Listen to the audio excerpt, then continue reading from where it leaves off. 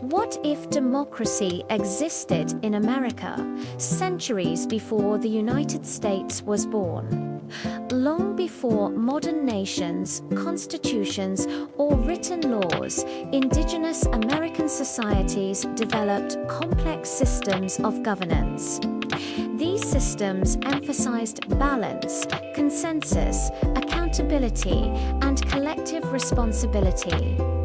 Today, we explore indigenous law, governance, and democratic traditions that existed long before European contact and why history rarely tells this story. Modern textbooks often suggest that democracy was born in Europe, refined in Greece, Rome, and later in Enlightenment Europe. But this idea ignores a critical truth. Across North America, indigenous nations governed millions of people through structured councils, legal traditions, and shared decision-making systems. These were not chaotic societies.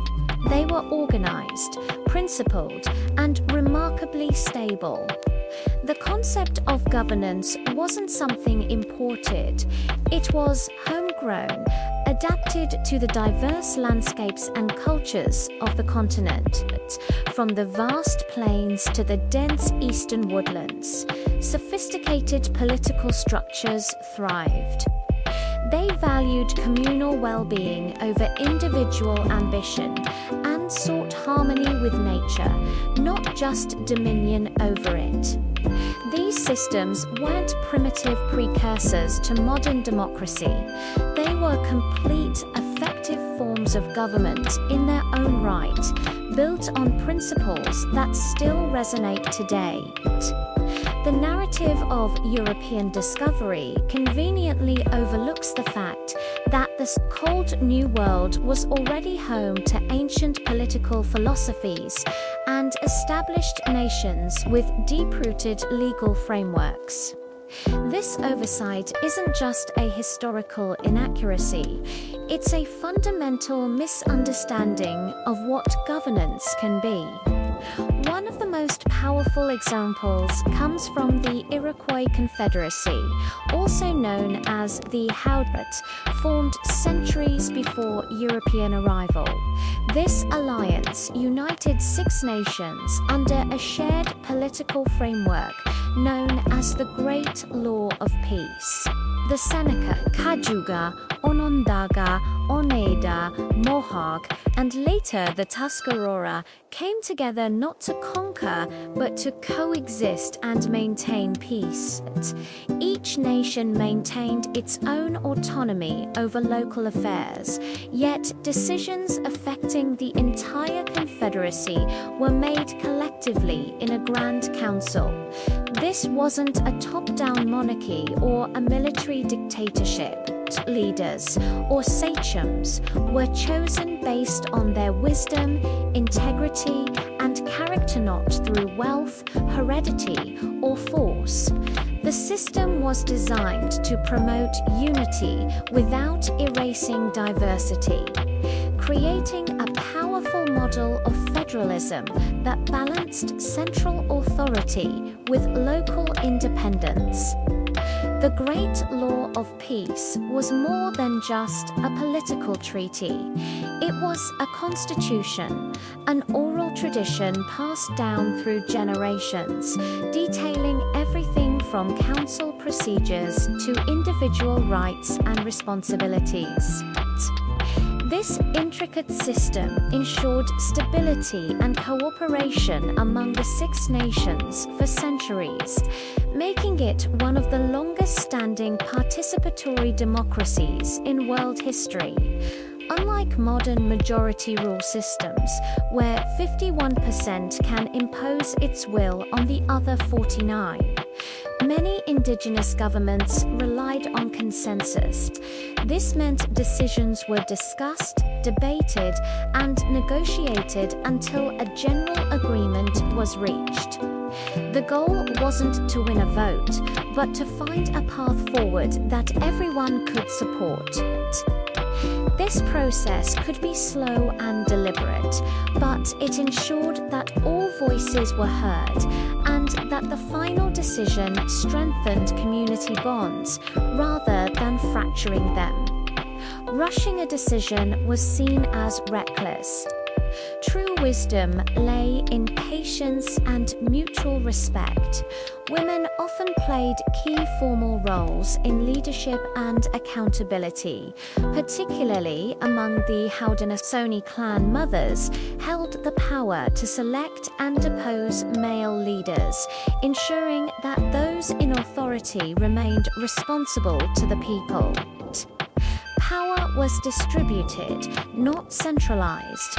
It flowed from the community upwards, not from a single ruler downwards. Authority was something that had to be continuously earned through service and good judgment, not imposed by decree. This prevented the concentration of power and maintained a system of checks and balances that was deeply embedded in the culture itself. Law in indigenous societies was not about punishment alone. Its primary focus was on restoration, balance, and repairing harm within the community. When a wrong was committed, the goal wasn't just to penalize the offender, but to heal the relationships that had been broken. Justice systems emphasized responsibility to the group rather than abstract obedience to a distant state. Disputes were often mediated through councils of elders who would listen to all sides and guide the parties toward a resolution that restored harmony.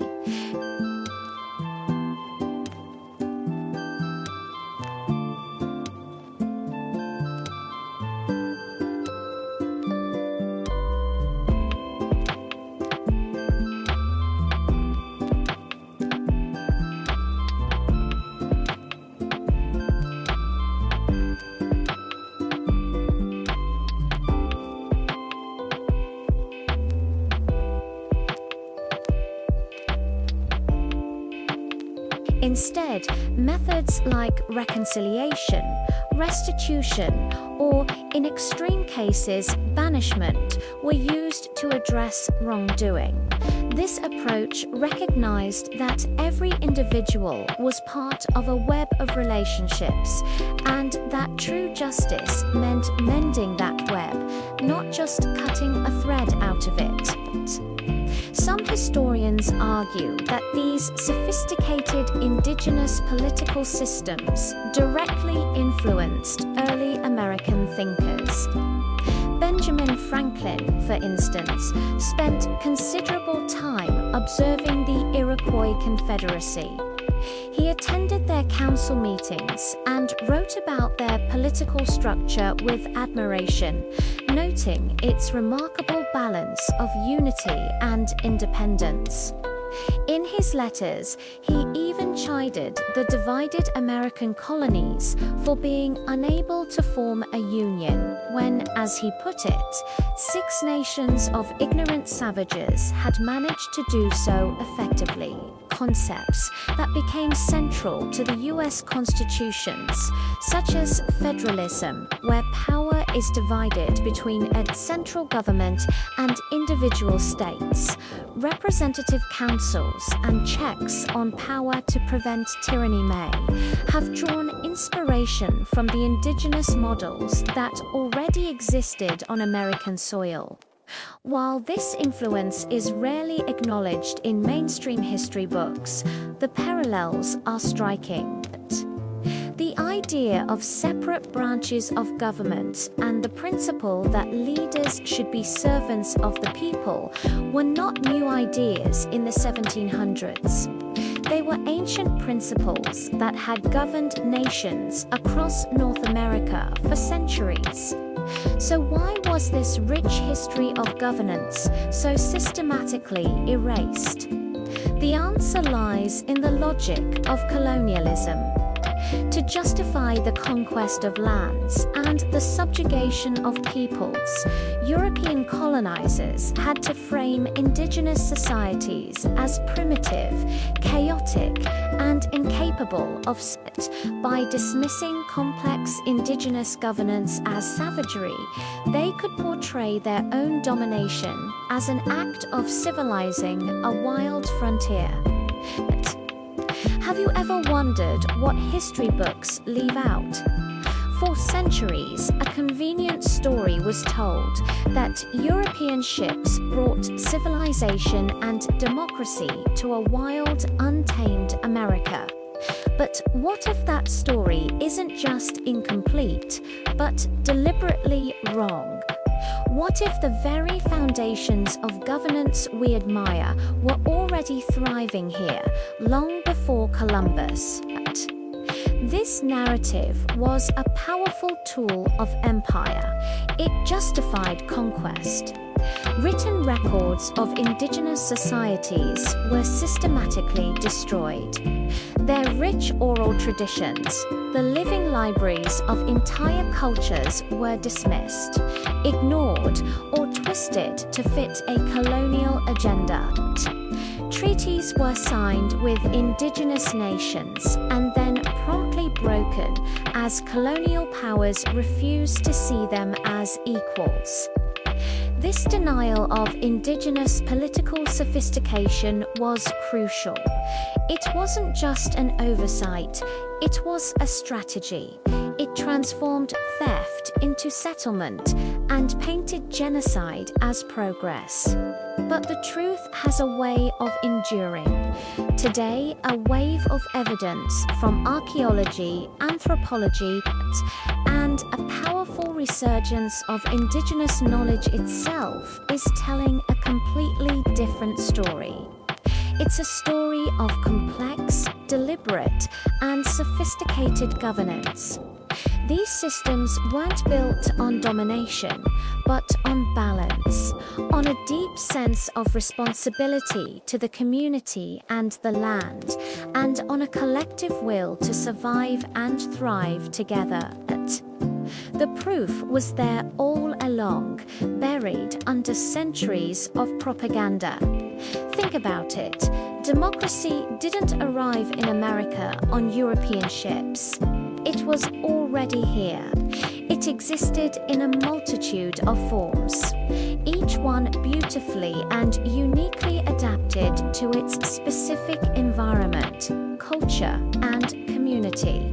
From the Haudenosaunee Confederacy, which influenced the US Constitution, to the consensus-based councils of the West Coast, sophisticated political systems were the norm, not the exception. Understanding this real history of indigenous governance does more than just add a missing chapter to our textbooks. It fundamentally challenges how we define concepts like civilization, leadership, and power. It forces us to ask, what does a successful society really look like? Is it based on hierarchy and control, or can it be something different? These ancient systems show us that there are other ways to organize a society, powerful alternatives that prioritize consensus over conflict, restoration over retribution, and the well-being of the community over the ambitions of a few. These models aren't just historical relics. They offer vital lessons for our world today, a world grappling with division and environmental crisis. They remind us that true strength lies not in dominance, but in cooperation and respect for the intricate web of life. It's a history that was almost erased, but one that is being reclaimed, voice by voice, discovery by discovery.